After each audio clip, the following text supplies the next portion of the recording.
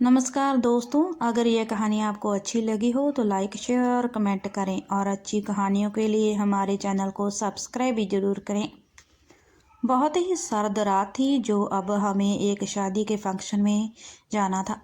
ठंड के कारण मन बिल्कुल नहीं था जाने का, लेकिन मजबूरी थी। शादी करीबी मित्र परिवार में थी तो माँ पिताजी के साथ जाना ही पड़ा।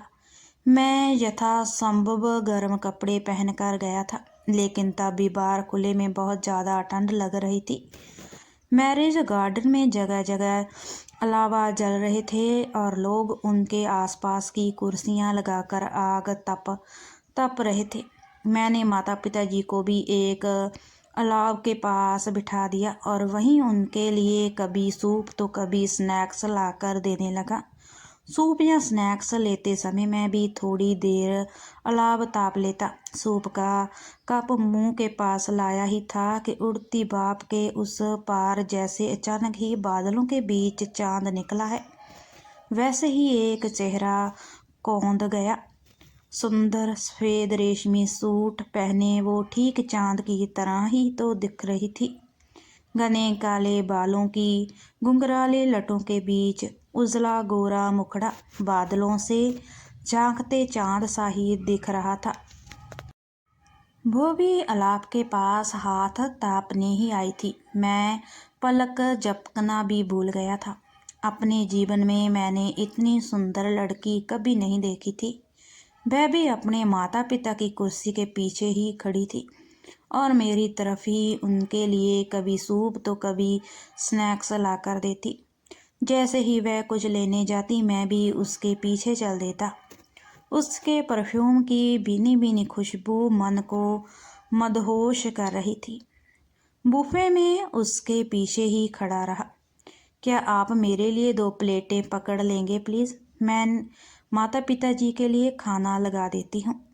मधुर शंकार सी उसकी आवाज़ आई। वो हाथ में 2 प्लेटें पकड़े मुस्कुराकर मेरी तरफ देख रही थी।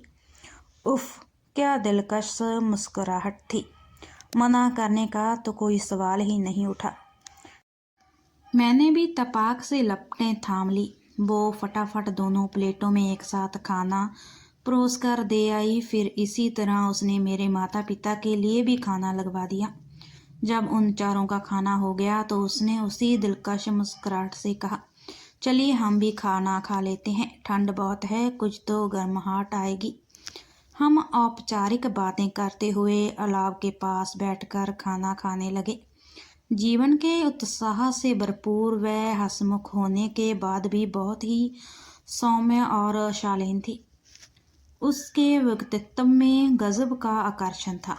दूसरे दिन शादी में जाने का मेरा मन नहीं था पहले, लेकिन मैं बस उसके लिए गया। आज मोर पंखी रंग की साड़ी में सजी वह इतनी सुंदर लग रही थी कि नज़र नहीं हट रही थी उस पर से। वह मुझे देखते ही मुस्कुराई। जान पहचान के लिए लोगों से बात करते हुए वह यहाँ वहाँ घूम रही थी, पर मैं तो ठहरा हुआ सा बस उसे ही देख रहा था और अचानक महसूस हुआ कि मुझे प्यार हो गया है उससे। पहली ही नज़र का प्यार। कितना खुशनुमा एहसास था वो। किसी के साथ अपनेपन का एहसास, किसी का हो जाना और किसी को अपना बना लेने की चाहत का एहसास। अचानक ही जैसे दिल की धड़कनों की लय ही बदल गई थी। मैं एहसास के उस जादुई लम्हे में कैद हो गया। उस लम्हे के एहसास की सुगंध आज तक सांसों में भरी हुई है। जितने दिन आहें भरते हुए गुजर गए। प्रेम का अंकुर एक रिश्ते के पौधे में पल्पित होने के लिए एक रस्म की खिंचाई चाहता था। जब माँ से उसके बारे में बात की तो पता चला कि 15 दिन पहले ही उसकी सगाई हो चुकी है। एक आह भीतर ही घुटकर रह गई।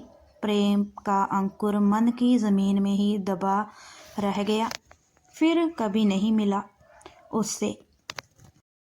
लेकिन चुपके से मोबाइल में ली उसकी फ़ोटो आज भी मेरे पास है, जो अब जीने का सहारा है। दिन तो काम में गुजर जाता है, लेकिन रातें नहीं कटती। रोज़ रात में उसकी यादों का अलाव जला लेता हूँ और गम की अंधेरी ठिठुरन को उसकी आँच से पिघलाने की कोशिश में गुजार लेता हूँ। फोटो में कैद उसकी मुस्कान ही इस अंधेरे मन को दीपक बन रोशन कर देती है।